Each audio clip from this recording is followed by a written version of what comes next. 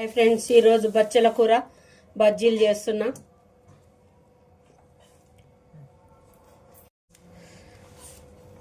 ఇది బచ్చల కూర మంచిగా కడిగి శుభ్రంగా పక్కకి పెట్టుకోవాలి. ఇవి కూడా ఆకులతో ఉన్నాయి, ఇవి కూడా వేస్తా బజ్జీలు. ఇది కూడా బచ్చల కూరతోటి మంచిగా టేస్ట్గా ఉంటుంది. కొన్ని మిర్చీలు వేస్తా.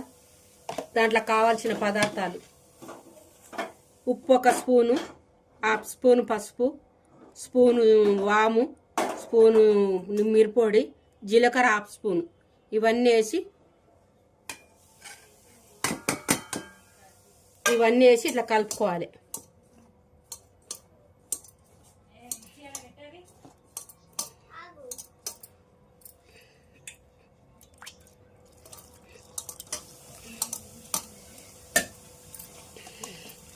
శనగపిండి మడకం 1/2 కిలో తీసుకునేది కొలత మీద.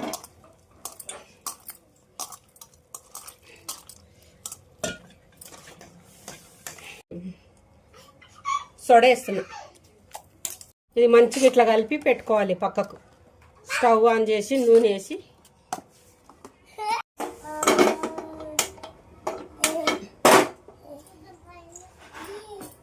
ఆయిల్ వేసుకొని, ఆయిల్ వేడెక్కిన తర్వాత ఇవి చేసుకోవాలి. చల్లగా ఉంది, వర్షం వస్తుంది, వేడి వేడి బజ్జీలు చేసుకుందామని బచ్చల కూరతోటి కూడా మంచిగా చేసుకుందాం. టేస్ట్ బాగుంటుంది. తయారు చేసి చూపిస్తా. మిర్చీలు ఇవి బచ్చల కూర పకోడీ రెడీ అయిపోయింది. ఇట్లా బాగుంటుంది టేస్ట్. మీరు కూడా ట్రై చేయండి, తినండి, ట్రై చేసి కామెంట్ చేయండి. ఓకే, లైక్ ఇవ్వండి.